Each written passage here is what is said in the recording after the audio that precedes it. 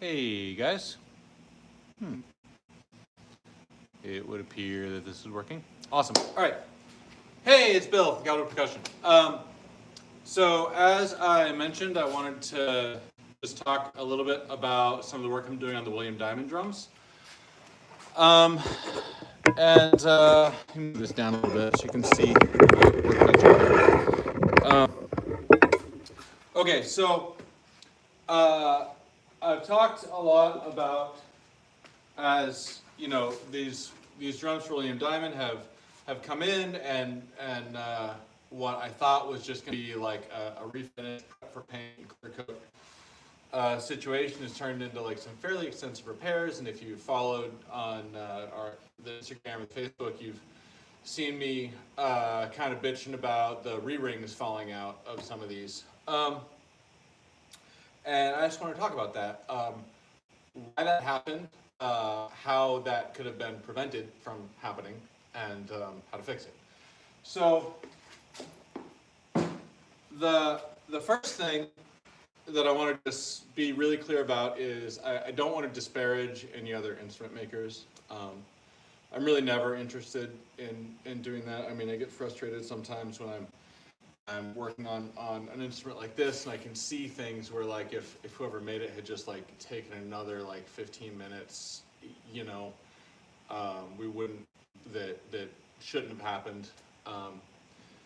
But like, that's not always fair, because I mean, my work's not perfect, you know. I mean, I do the very best I can, but you know, we all make mistakes, and every once in a while I have had a drum come back for repair and been like, ooh, that was my fault. And then of course I don't charge the client for it, but you know, with every instrument that I make, I learn a lot, and I like to think that every instrument I make is a little bit better than the last one.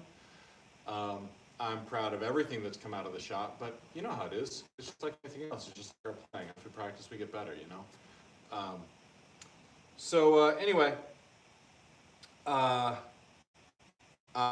don't want to be disparaging towards any other builders, but I don't know who made these drums, so I think I get a pass. Okay, so the William Diamond drumline has a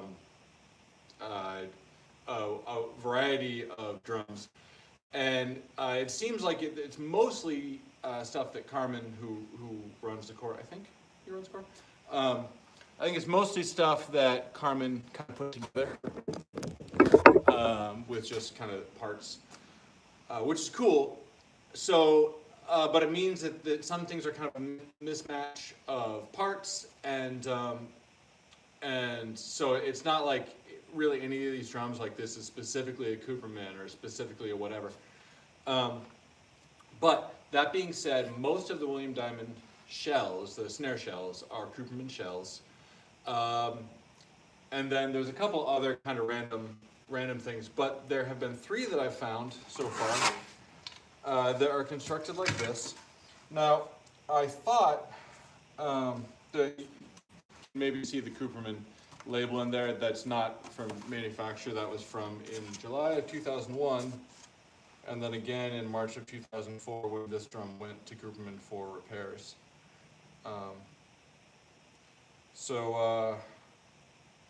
Yeah, I don't know who made this. So William Diamond has 3 of these. Whoever made them, I'm not sure. The outer ply looks like mahogany. And the way they're made, at first I thought maybe they were really, really early examples of Ralph Eames drums.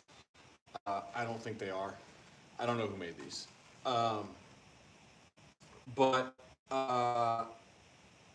So I don't know who made them, so I'm just going to go ahead and say what I think, and that's what's going to happen right now. Okay. So here's the re-ring. Now, with all 3 of these drums, the re-rings were just completely falling out. With the first 2 that I did, and I'll grab those and show them to you. With the first 2 that I didn't take the re-rings all the way out when I was working on them. So these are, after refinishing, these are the other 2. And if you look inside, you can see the similar construction method. This one still has its center re-ring. with this one and the one I'm currently working on, you can see the center re-ring has fallen out. Now with both of these, the re-rings were the glue was failing, and I didn't want to be so aggressive as to take the rings out entirely. So instead, what I did was I used a veterinary syringe full of wood glue with the smallest gauge needle I had, and just using like a razor, I would carefully go in the seam where the glue had failed and the seam was open. Go in the seam, just a tiny bit of leverage to open it enough for me to get this needle in there, and then inject glue down into that seam as best I could, and then clamp it up and let it let it do its thing. If you follow the Facebook or Instagram pages, you might have seen pictures of those drums. It was probably about a month ago now that I was doing that. Okay, so that was fine. The glue totally worked. It closed up all the seams that I could see were open, and it was good to go. Then I cut the bearing edges. For these drums, I did just a round over, quarter-inch round over on the outside. The inside cut is just 45-degree chamfer, that's kind of like my go-to for retention drums. But as you can kind of see, this 45-degree cut removes a fair amount of material at the edge. And this is where I glued were still sealed up. I found that there were open spots because there were voids in the joint underneath the surface of putting glue down in the seam and clamping it all up. And then when you do that, you got to be super careful on the finish that you don't wind up with spots from the clamp sticking in and things like that. So then I wound up having to buff the shell again, and with artwork already being on it, that's a little bit of a dangerous proposition. So like, I didn't want to have to wind up in that situation again. And yeah, it worked out with both of these drums. They're good to go now. But that's like not a great way to do it. I didn't expect that to happen, but now that I'm working on this one, I know why it happened. So here's the deal. You might have seen me post some things. Hang on a sec, sorry. You might have seen me post some things kind of along the way where I'm working on a drum with re-rings, I'm installing re-rings, and there's like 100 of these clamps all the way around the circumference of the drum. And I've done a couple of videos about this too, I think. Normally when I do re-rings, I used to joint, which is where it's like cut at an angle and they meet like that. Gives you more surface area to glue on, so it's a stronger joint, and it's a little easier to put in the drum. I found it a little bit more difficult from a woodworking standpoint because I had to be super exact with my measurements, whereas with a butt joint, it was pretty easy to I cut it to where it was just like a tiny bit long, and then just using my oscillating belt sander, I just kind of take a little off, take a little, and then until it was a nice tight fit. And so like the measurement wasn't so important because I was just cutting it a tiny bit long and then sneaking up on the cut to get a tight fit. But the scarf joint method, I feel, is a better joint, and yeah, it's a little bit more difficult to do, but whatever. But either way, and then there's an argument can be made that when you do that, when you clamp against the scarf, these two coming together will put pressure all the way around the ring of the drum shell. So hypothetically, you could just clamp at the scarf joint and let the scarf put pressure all the way around the rest of the shell. In theory, that's awesome. In practice, I find it super doesn't work. And this is a great example of why. Now, the way this joint is cut is kind of weird to begin with, so there's that. But regardless, the same principle applies, that this just wasn't clamped enough all the way around. And the way you can tell, let's see if we can see this here. Okay, so first of all, we've got a few problems. As you can see, I took this ring out, but I haven't scraped the glue yet.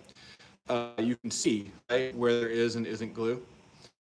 So for one thing, there was not enough glue on this ring when it went in the drum. So that was, I mean, especially right there, like look at that. That's crazy. There wasn't enough glue when it went in, so that's a problem. The second problem is that it wasn't clamped well enough, and the way I can tell is, okay, right here, let's see.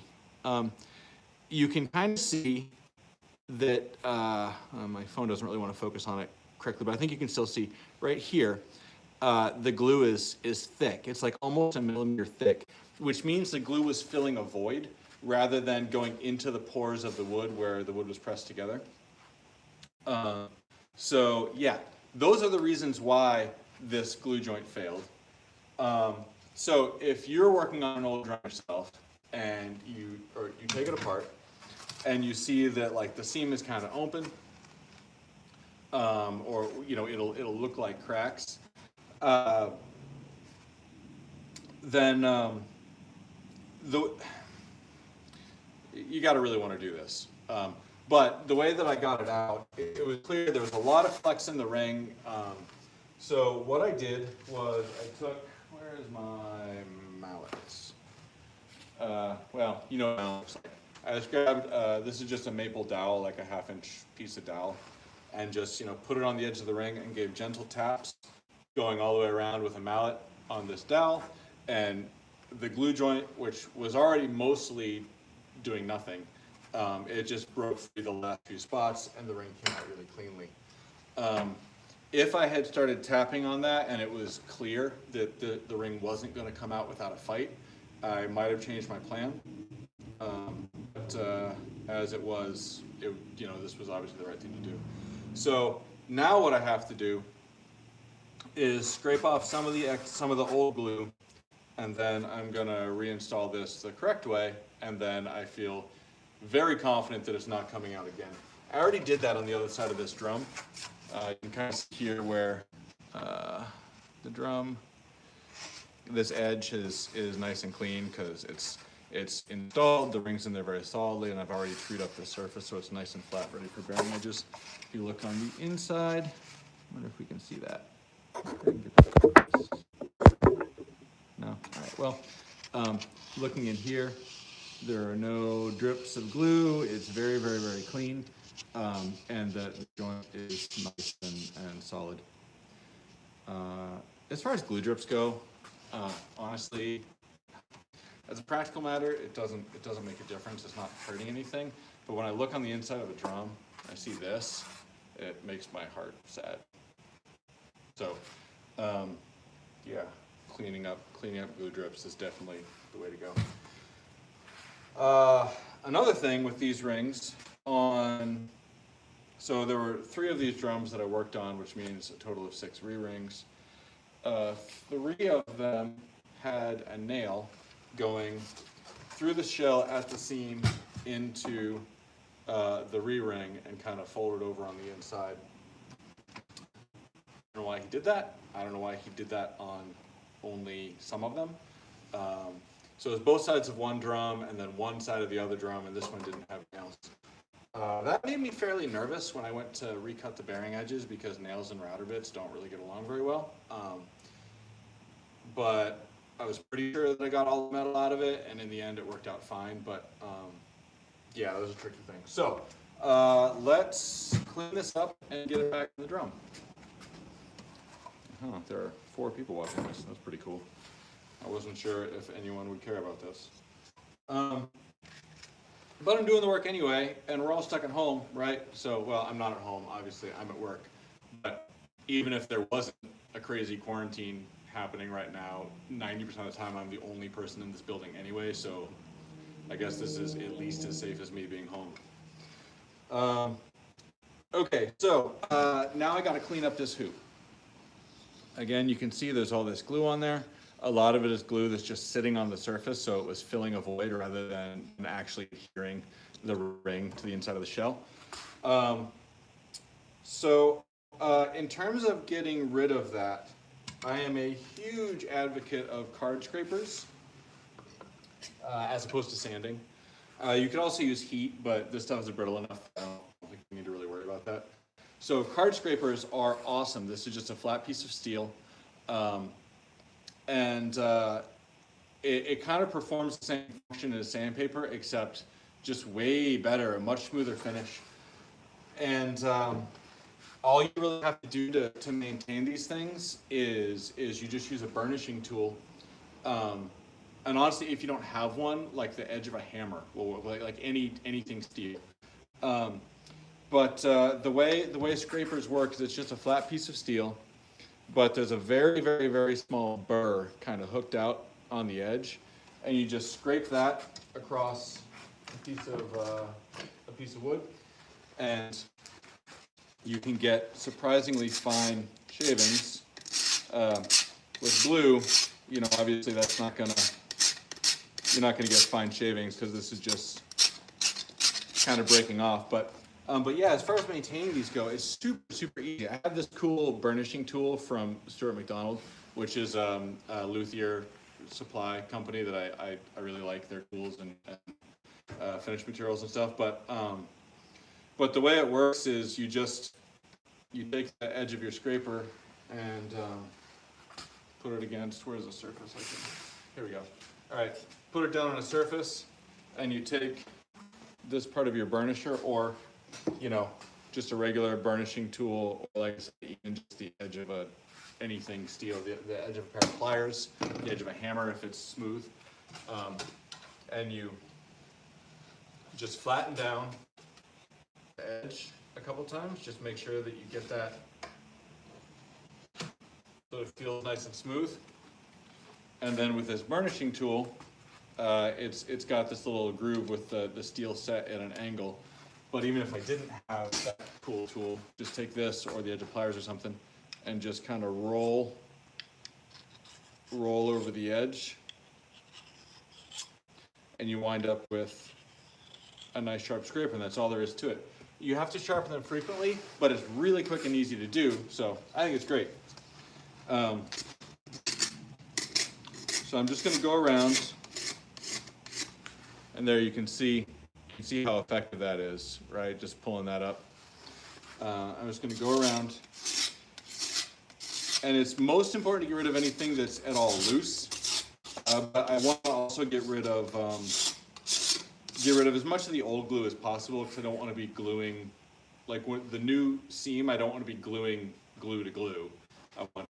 There are a couple of spots where a little chunk of wood from the shell came out, stayed on the re-ring.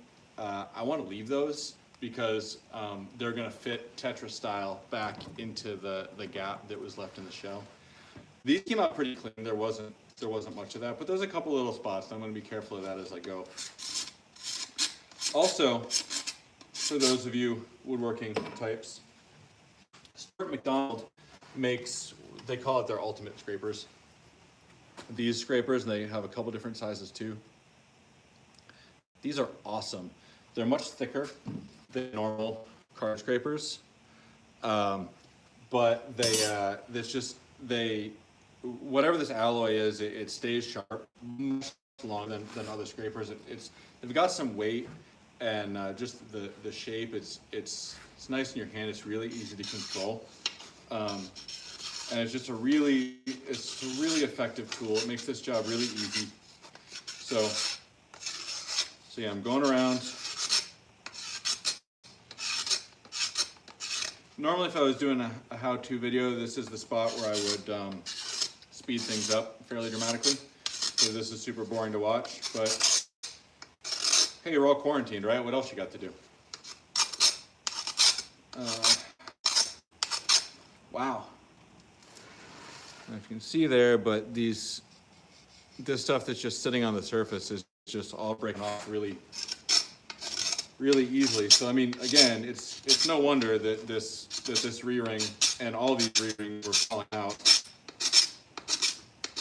And again, for anyone who is joined since the beginning, I'm not trying to be disparaging of any other drum builders.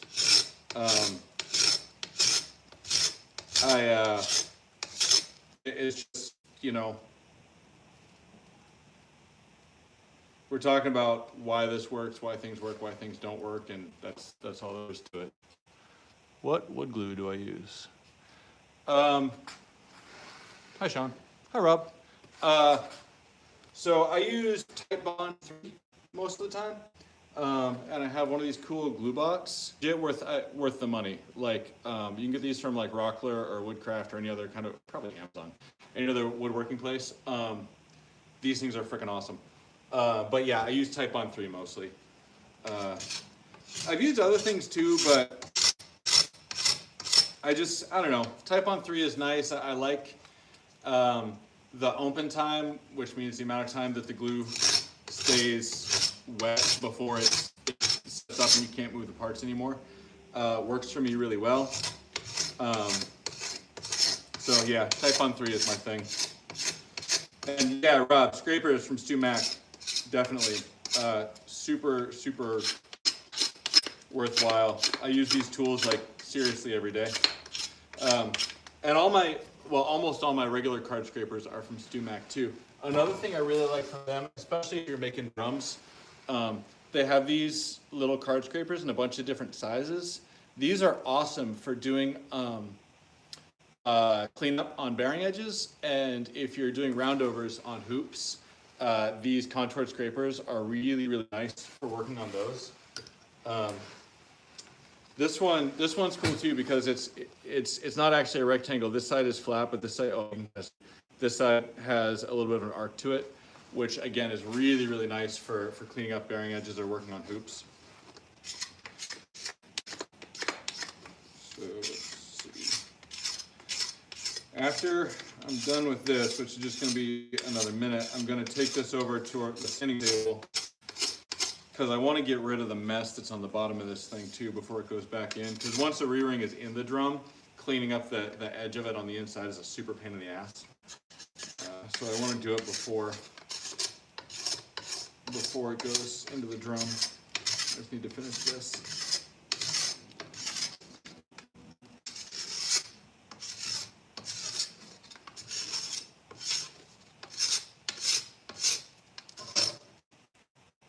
Yeah. I thought I was taking off some wood there that I needed, but I'm not. It's just glue.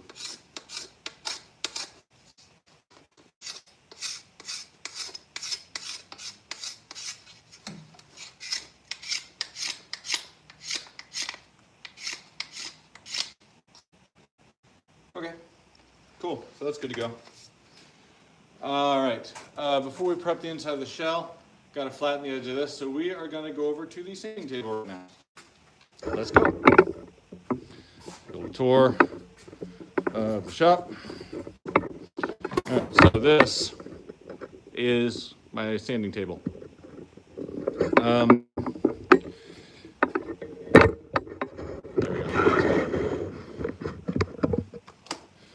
Okay, so this is a piece of tempered glass. It's just a round tempered glass tabletop. And on one side I've got 120 grit, and the other side I've got 60 grit.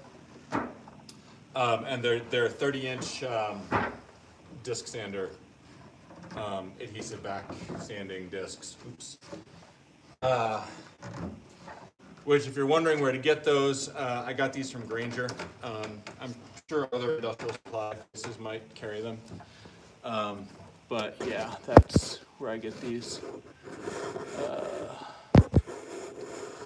Let's see. Okay, cool. Anyway, so yeah, I got sick of having to. So I had this tabletop that I would use for truing up shells and hoops. I got sick of the workout of like having to do this with drum shells, especially big bass drums. So this is motorized. Oh, and it's also loud as hell. So I'm gonna grab some hearing protection and gloves because I'm gonna be working way closer to the sandpaper than what I really feel comfortable with bare hands. All right, so with these, I'm gonna, the outside edge I don't care about because those are gonna get trued up and cut down on a redo bearing edge anyway. What I do care about is this side, which is gonna be the inside. I don't know if you can see what a mess this is, but it's really gross. It's just like glue that was really messy when it was initially installed. So the outside doesn't matter because that's going to get cleaned up later. The inside does matter, so that's what we're going to do right now. Let me get my gloves on. Like I said, this thing is loud as hell, so if you are watching this, I suggest you turn your sound down a little bit. Here we go.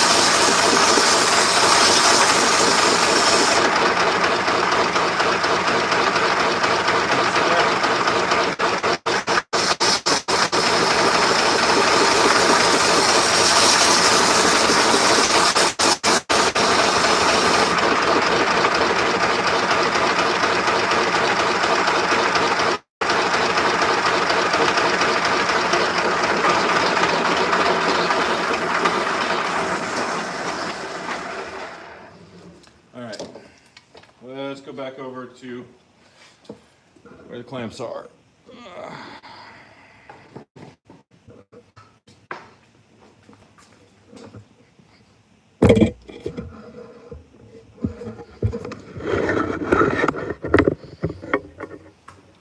All right. Cool. So that is done, which is much nicer than it was before. Before it was a total mess. Now, nice piece of maple. It's actually 3 plies, these re-rings. Not 100% sure how he fabricated this. If he, and there's a weird scarf in there too. Weird. I mean, it's steam bent. It's just like I don't think this was bent lamination because the plies are like at least 1/8 of an inch thick.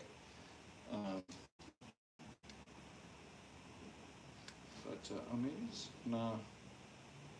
Okay, whatever. Anyway, yeah, I don't know who made these.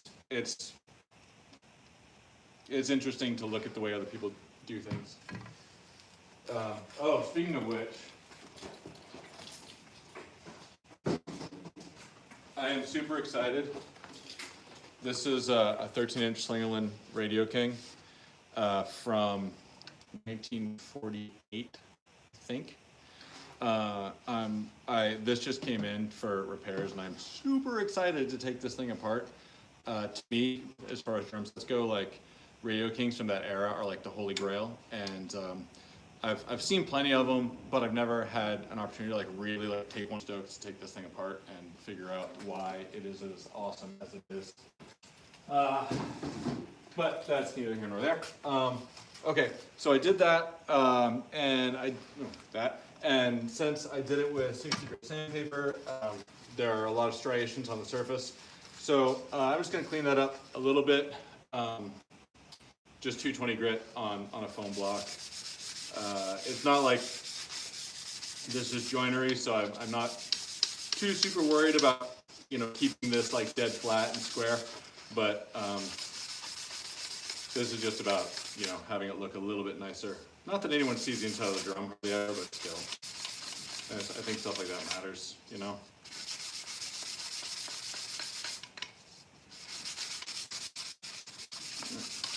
And it doesn't take much, just to get that so that to get the tooling marks out. Just have a nice smooth surface. You can really kind of see the natural beauty of the wood, and there we go. All right, cool. So this is almost ready to go.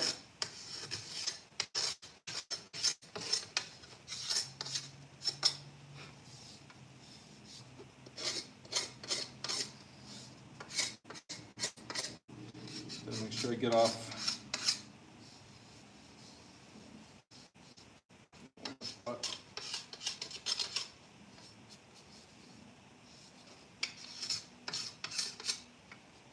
Okay. Cool. We're good to go. Now, so the inside of this shell, there is,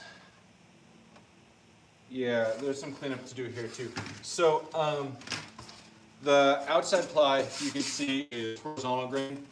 The ply on the inside, this is a 3. Huh, this is weird. No, it's just 2 plies. Yeah. So this, it's laminated, it's just 2 plies. So this is horizontal grain, on the inside is vertical grain. When using scrapers or any kind of scrapers, you always want to go with the grain. Well, okay, it's like any tool, right? Where like you will get the smoothest cut and the finest finish when going in the direction of the grain. You can cut cross grain or 180 degrees off. Either way, and that works too. It's just the cut of the finish. So as much as you can, working in the direction of the grain is preferable. And for this application, this scraper is awesome, just because it's got these compound curves. So it's really good for, in this case, I got to scrape out this one. So this is the perfect tool for that job.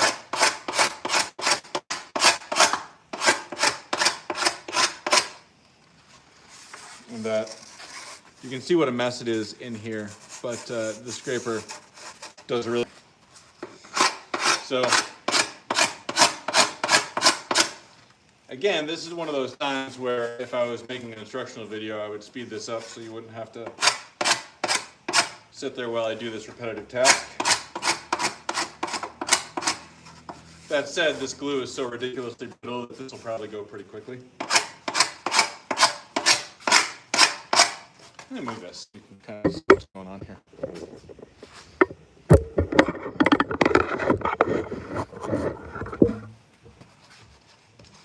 Yeah, there we go. Kind of see.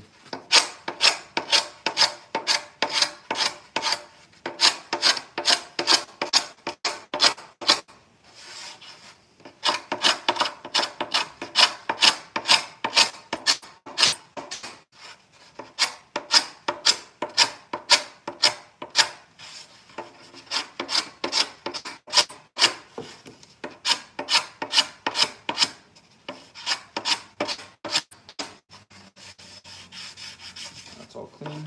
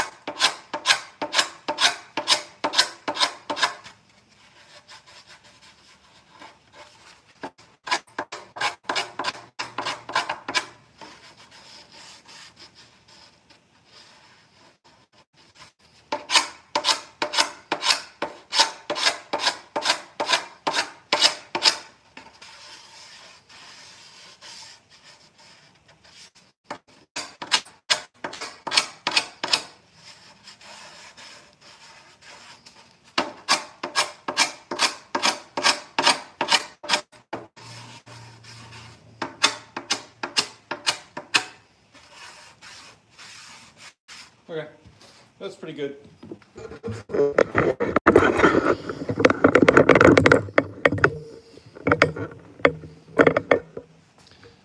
Now I am going to sand this out a little bit. I'm not going to get too crazy here. I just want to bring it down a little bit more. Again, I think I'm just going to use 220. I think that'll be enough to do the job.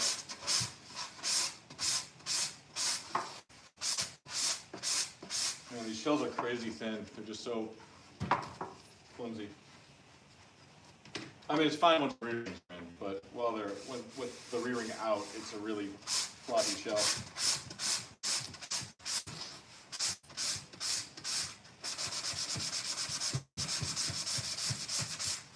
Generally speaking, a drum with less mass will have a lower resonant frequency, which means It'll support a lower set of tuning ranges, which basically means the less a drum weighs, the lower the pitch you can tune it to before it starts to like get farty and like flappy, and it'll resonate at lower pitches than the same drum that's heavier.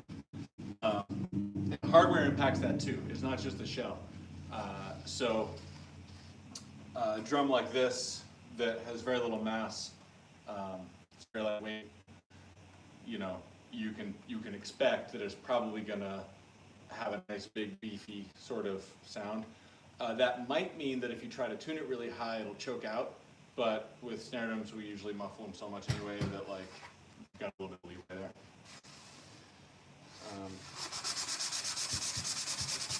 As far as resonance goes, though, rigidity is also a factor. So there's a lot of variables there. It's not just how much mass the drum has, but that's a big factor.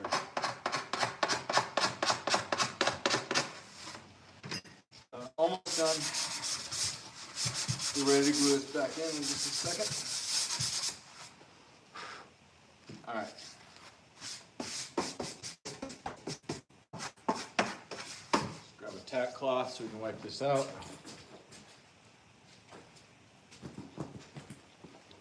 I don't really have any tackiness left, but it's good enough for this job. This drum also had a couple of crazy cracks in it. Let's see. Oh yeah, right here. So you can see at some point this drum got dropped on the strainer. So there's a big crack right there. And it goes, where is it right there? It's this right here. You can kind of see. So fixing that is going to be a little bit of an adventure. But I can. I mean, there's enough space in there to get glue in there, and it's just a question of making a clamping call that matches to go on both sides, like clamping blocks that are cut to match the radius of the inside side of the drum, and just put packing tape on them so the glue doesn't stick to your clamping blocks. And then I just got to find a clamp that's got a deep enough throat to get down in there, which I'm pretty sure I have. I'm pretty sure I have something that'll do that. Although, speaking of Stuart McDonald, that's something I really want. They have some clamps for like really, really deep clamps that are for, in particular, repairing bracing on like archtop guitars, where like if you want to try to reglue something and you can really only go in through the F hole, like to make small repairs, or just generally clamping across a wide surface, even not an archtop, like any guitar where you have to go through the sound hole to do repairs. Basically, these super deep clamps, and every time I have a drum come in for repair where there's a crack like somewhere in the middle of the shell, I'm like, I've got to buy some of those clamps. I just haven't yet. If anybody wants to send me some, that'd be rad. I know you don't. It's cool. I'm going to buy some eventually. They're super useful. But in the meantime, I think I have something that'll do this job. So that'll be the next thing. I want to do the re-rings first. Okay, so we are now ready to glue this back in. In order to do that, we need glue, a shit ton of clamps, check, and a wet rag, which I thought I had one of those prepped and ready to go right here, but I do not see it. So excuse me just a minute, please, while I grab that. Because unlike the previous maker, I am not going to need a bunch of glue drips down the inside of this shell.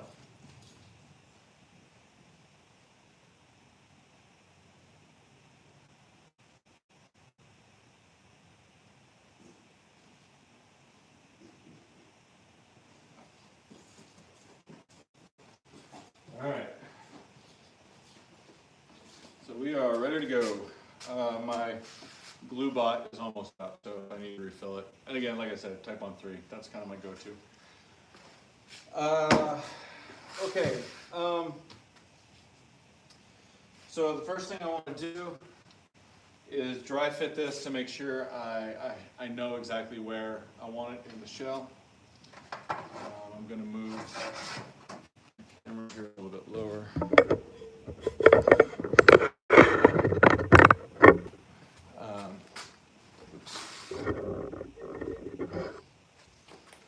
Okay, so like I said, there's a couple little spots where there's a chunk of wood on here that I preserved that I want to make sure it goes back in the same place. The snare beds are also here too, although those are probably going to get, they're not that deep, so they're probably going to wind up a casualty of a recut bearing edges anyway, and I'll just cut new snare beds from scratch. These are kind of whack anyway, so whatever. Anyway, so I just want to make sure that I line this back up where it was originally so that you don't wind up with those little extraneous pieces of wood going weird places. I think that was the spot. Oh, almost.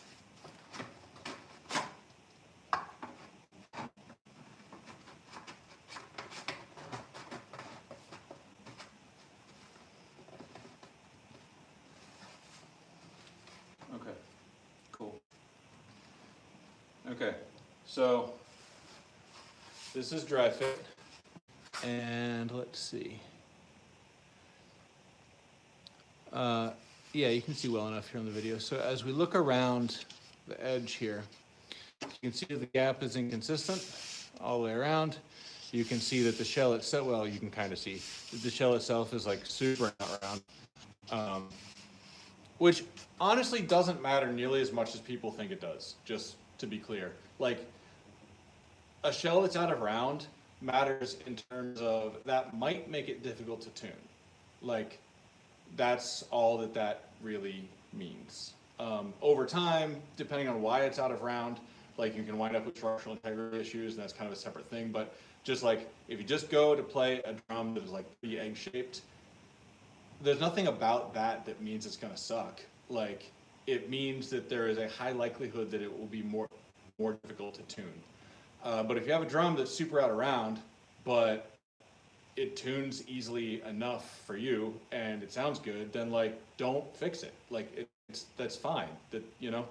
So although I am an advocate of trying to keep things as absolutely round as possible, I understand that one, if the drum is made out of wood, it's constantly moving with atmospheric changes, and like round is just not going to happen. I mean, within, you know, a 16th of an inch or two. But so yeah, I always strive to make things be perfectly round, but I understand that like you can't actually make it perfectly round, and it also doesn't always matter. For my own stuff that I build, it matters to me. But when I get a repair in and I see something that's pretty wacky like that, I will very, very often recommend to the customer that we just let it go, because if the drum sounds good and you go messing with the shape of the shell, like, you don't know what you're going to wind up with. You might make it sound better, or you really might not. So I'm a huge advocate with musical instruments, especially old ones, that like, do not fix anything that isn't actively causing a problem, because there's just no way to know. There's so many variables. There's no way to know when you go changing something that's that critical to like everything about the drum. It's a super risky proposition. Anyway, that's off topic. The point is, as you can see, the drum's not very round. The gap is really inconsistent. The surface of the wood is pretty rough.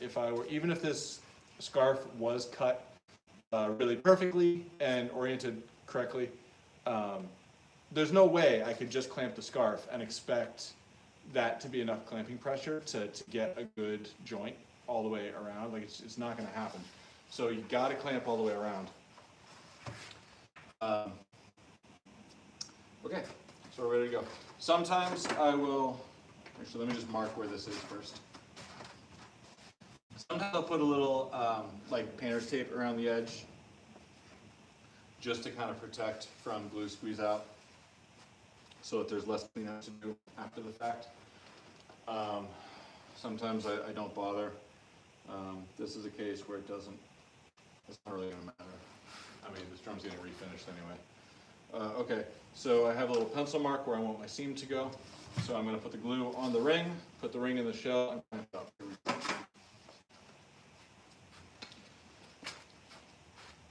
go. I see people use glue rollers or squeegees or a variety of things for applying glue. I just use my fingers. It's, you know, you can just run a bead of glue down and assume that when you clamp it, it's going to squeeze out and cover the whole surface. But if you do that, you wind up with a re-ring installed as poorly as this one was. You just can't do that. Like, you have to put glue all over the surface. Otherwise, the joint will very, very probably fail over time the way that this one did. The other thing, a lot of woodworkers will say, you have to apply glue to both sides of the joint. Many woodworkers, infinitely better than me, will argue tenaciously that that is the case. I am not saying they're wrong. I am saying that if I did that when I put re-rings in, it would make a huge freaking mess. Because when you're doing glue ups of vertical surfaces, you can make a huge mess and waste a lot of glue with very little effort. And installing re-rings the way I do, I have not had one fail on me yet. So hopefully, you know, it's not that big of a deal in this case. At least the rings will stay in as long as I'm alive, I hope. It's kind of a cool thing, making drums. For those of you that don't know, I used to work in video games. I was a sound designer and composer for a company called Harmonix. If you've ever played any of the Rock Band games, I worked on all of the Rock Band games after Rock Band 2 up until I don't think I did any work on Rock Band 4. But all the other like random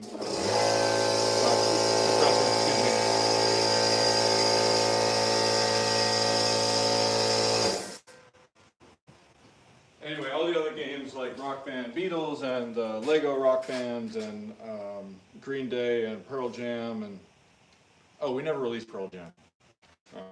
Well, there was a Rock Band Pearl Jam, totally finished and went to publishing, and then Pearl Jam's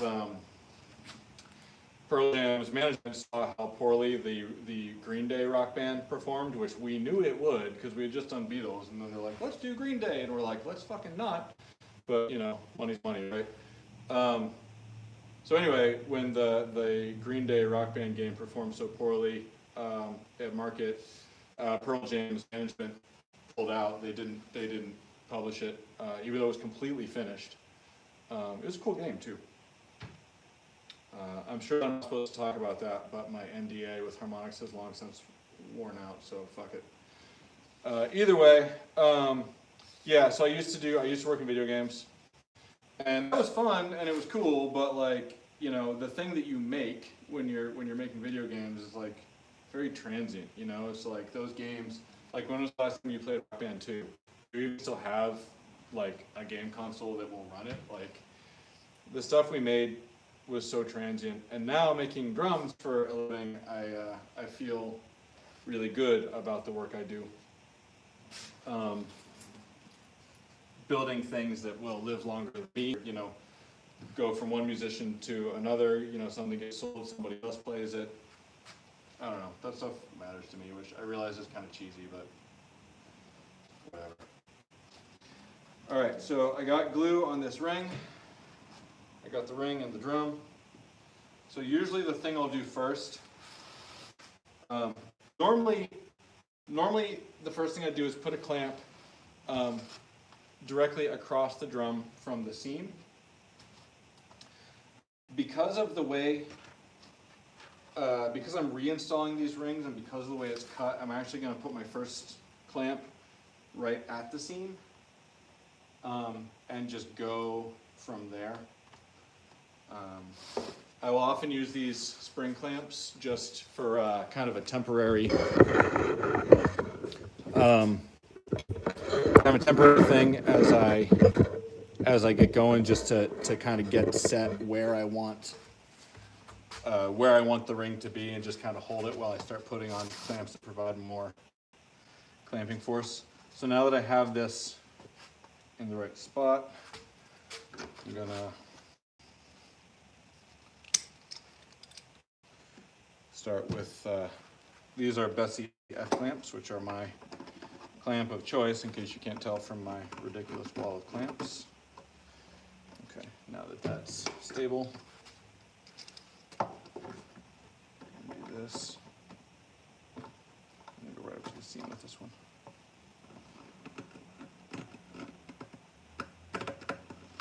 I'm gonna move this clamp back so that these are as tight together as possible. And I'm just gonna go around the drum. And as I go, I'll kind of continue to adjust the ring placement around. Again, normally when I'm making a drum and it's rings that I made, like you can't really do that. Like it's kind of, it has to go sort of all at once. But because of the way this is made, I have a little bit more play as I go around. So the biggest factor that makes it that way is that the ring is too short. It's a little too small for this drum. So the seam is going to wind up being a little more open than what I would normally like to do. So that kind of gives me a little wiggle room. I'll probably just cut a little piece of maple to put it in the gap. I'm not actually sure how wide the gap's going to end up, because since this is being installed better than it was initially, I don't know what that gap is going to look like when I'm done. But if it's wide enough to do it, I'll cut a little piece of maple and glue it in there. And if it's, I don't know, if it's too tight for that, then I'll probably just throw some wood filler in. But I mean, at that point, it would just be aesthetic, but still.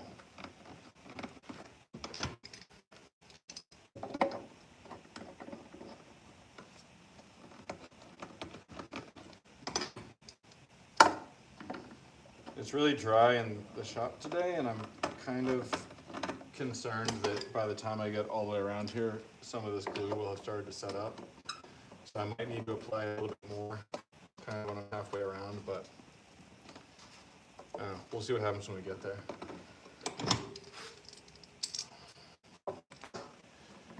Doing it this way is definitely a pain in the ass, but like I say, if I don't clamp all the way around, it leads to trouble. The other thing is, a lot of times, like I was saying before, I'll usually start directly across the drum from the seam. And when I do that, I'll kind of go both sides at once. So if I was gonna go start here, I would put this clamp on and then clamp, clamp, clamp, clamp, clamp, clamp, so that I'm going kind of equally around and work towards the seam from both sides. And that way I feel good about getting, knowing that I have the ring in there laying as flat as possible, that the ring isn't inadvertently pulling the drum out of round, which would be counterproductive. So, yeah, I see some more folks just joined. Welcome. I hope your quarantine or social distancing or whatever is treating you all right. I don't know about you guys, but my kids are going a little bit crazy. I have a 2-year-old and a 5-year-old who are both lovely children, and I'm very lucky at how generally well behaved they are. But this is kind of a lot of schedule upending for them. And my daughter, the 5-year-old, is in kindergarten, K1. They call it here in Boston, the Boston Public Schools. And yeah, she really likes school, and she's a kid who kind of really needs routine, and this has been kind of a lot for the kids.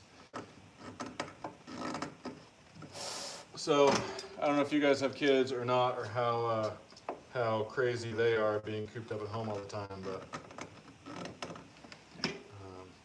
they are handling it about as well as I think could possibly be asked, but still. And my wife and I are sort of gradually figuring it out too, you know, like what things that we can do to help them kind of emotionally handle this much change this quickly.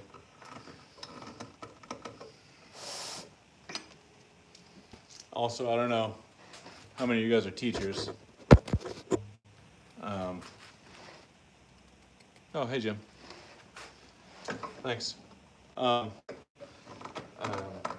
the teaching online thing is a whole thing, man. Like, my wife is a professional ballet dancer, and she teaches several classes during the week as well. And so we've got her set up at the house now. I'm kind of continuing to sort of dial in the setup, but we use Zoom for her classes, so her students can just kind of can see her and you know, do the class in their own homes. But the way I've got it set up, it's running off our laptop, which is, you know, positioned where you can see Ruth dancing and teaching. But then I've got also an iPad set up there. That dials in like a meeting participant that's just focused on her feet, so it's like a foot cam, so her students can see more clearly, you know, what she's doing, especially for like the point classes and stuff. And then the audio setup I'm still working on, but I've got, you know, a couple mics in the room, plus I have the music running direct and kind of a mix to. It's a little tricky because obviously it's not obvious, I guess, unless you're somebody who's into audio and stuff, but if you are, obviously there's going to be issues with phasing when you do that, and so it's kind of it's been a bit of a project to get it really dialed in, but I think once I work out a couple more bugs, it's going to be, like, teaching online just sucks, man, and just doing everything we can to just try and make it the best experience for our students that we possibly can, I feel like is really important. And I'm really inspired by so many of my friends, including you, Jim, who, oh, cool. I'm really inspired by my friends who have been performing on YouTube Live and Facebook Live and Instagram Live. Jim, I was actually listening to your set the other day, just now, here at the shop, and you played If You Can Only See It by Tonic, and that was awesome. Yeah, dude, being a band director super sucks online. Oh, Rob, meet Jim. Jim, meet Rob. Both of you are percussionists. Both of you teach high school band. Jim, I just made a whole rope tension drum line for Rob, who is starting a rudimental drumming, like a rudimental drumline, traditional drumline kind of ensemble. Which I don't know if you're going to develop. Super cool. Jim, hint, hint. You know, I mean, Rob managed to talk his school district into paying for all those drums. I don't know, buddy. What do you think?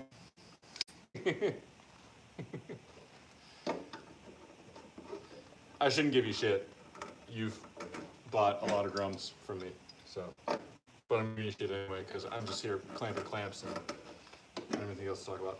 Anyway, but yeah, Jim, I really enjoyed that set you played. You played If You Can Only See It by Tonic, and I super love that. I would love it if you would do your next one, an entire set of just late 90s one-hit wonders. Like the best thing in the world. I would very much want to play that set with you, except we can't do that right now.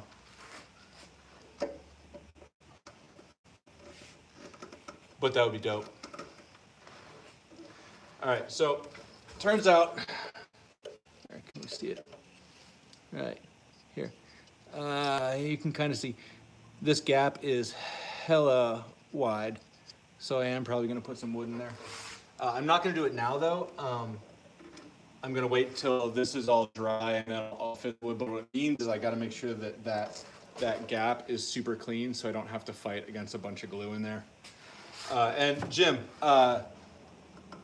late 90s one-hit wonders. A whole set of just late 90s one-hit wonders. It would be frickin' awesome, dude.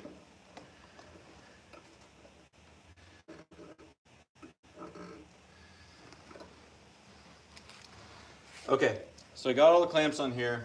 Now, there's a couple things I got to do. For one thing, as I was saying earlier, glue drips. I'm not cool with glue drips, so we're going to get rid of those. Because we're using water-soluble glue, cleanup is just a wet rag, and that works really well. So, get this where you kind of see. There we go. So it's just, just wiping this out. So I'm gonna do more of that. And get that clean. And then I'm really gonna go up against the edge of the ring, and I'm gonna use a scraper too.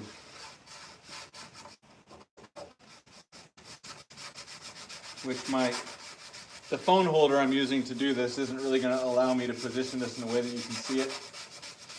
But I'll try to tilt the drum a little bit. So once I get this all pretty well cleaned, I have a couple of card scrapers that are really old and crappy that I just use for scraping out glue while it's wet. And so what I do is you can kind of see down in here, this edge where the re-ring meets the shell. If I wiped out all the excess glue. I don't know what this label's about. Get out of there. I wiped off all the excess glue, but there's still a bead of glue right in that corner. And if I don't get that out now, once it dries, it's going to be a super pain in the ass to scrape it out. So I have this one scraper that I use that I don't care about it being sharp or anything like that. This is just my wet glue scraper. And I just go in there and I just get that out. Where's my rag? Just, wipe on the rag. And once that's all scraped out, when the glue dries, you'll wind up with a joint that's very, very clean. And you really shouldn't be able to even see the seam at all, other than the fact that there's obviously, two pieces of wood meeting. So I'm going to clean that up, and then I'm going to go, like I said, there's a big gap at the seam, which I will fill with just a little piece of maple that I'll cut to fit. But I'm going to clean up all the glue around the joint, and then I'm going to go clean up the gap at the seam. And from there, I'll just let it dry, and then tomorrow the clamps can come off. I'll fit that little blank to fill the gap in the seam, and then the next thing will be to fix that ridiculous crack where somebody dropped this thing on the strainer at some point.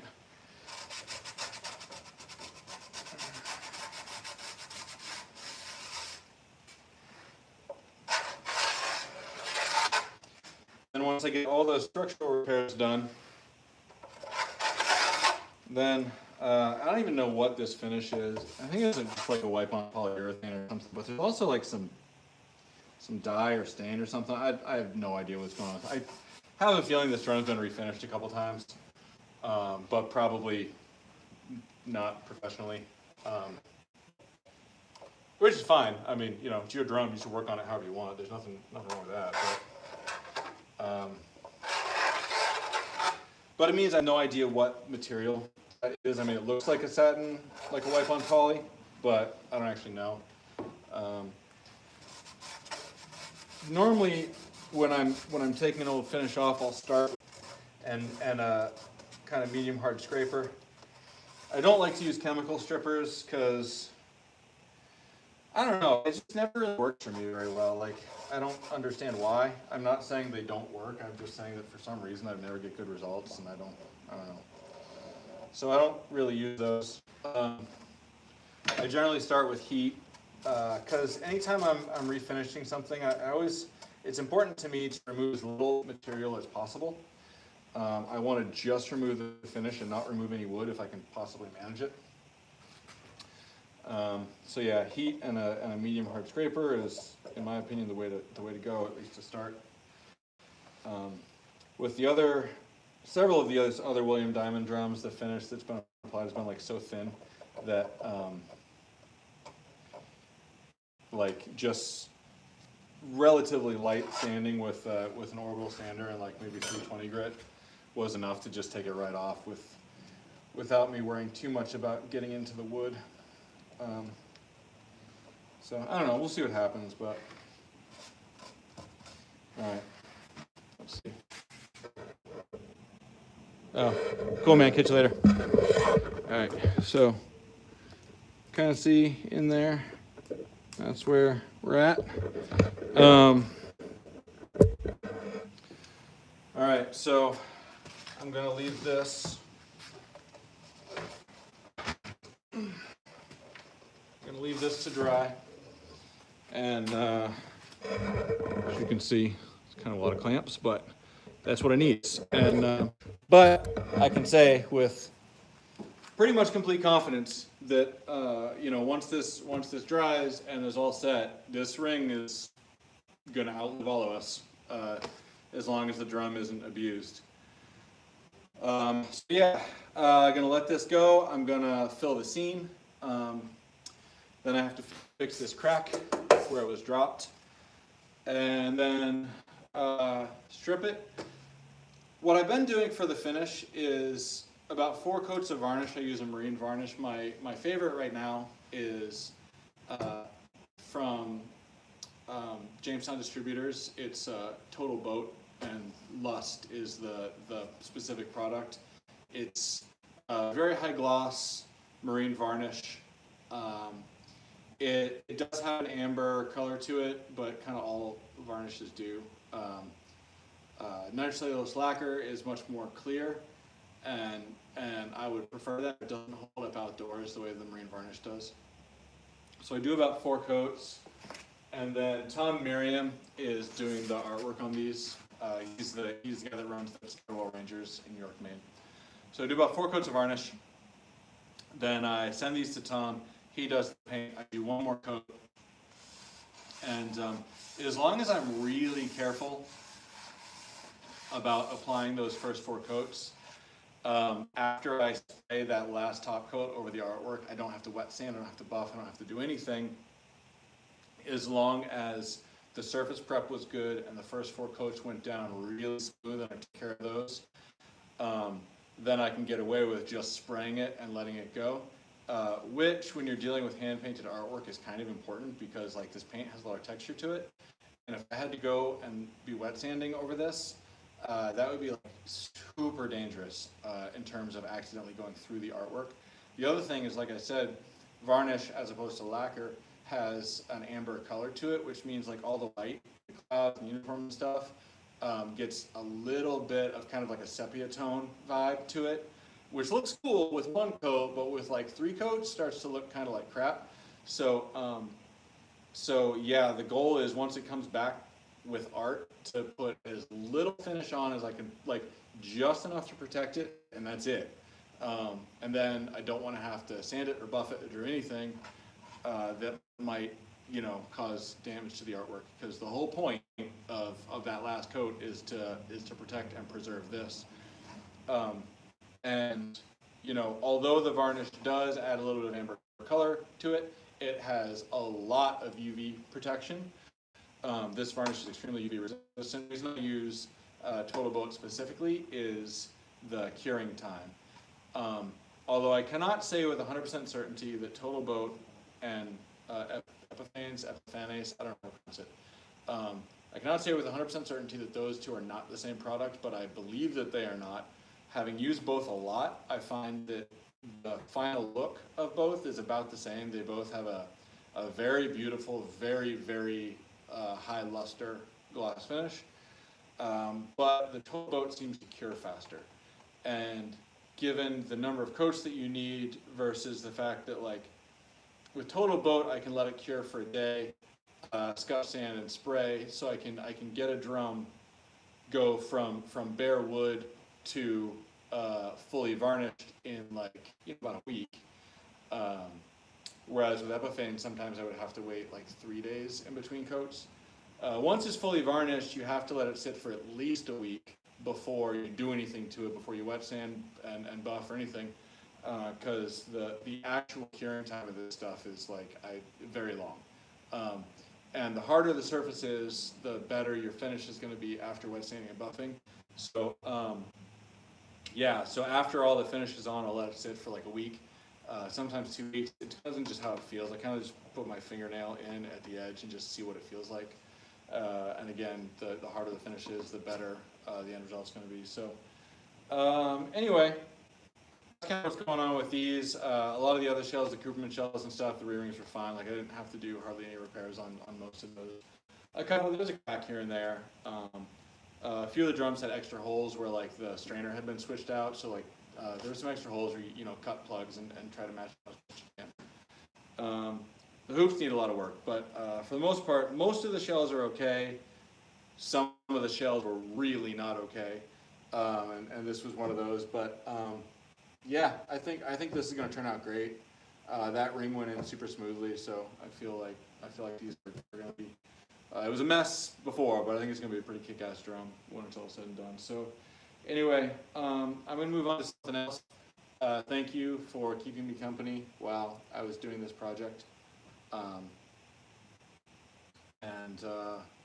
If this was cool, then I think I'm going to start doing more of these because why not? So thank you, and I will.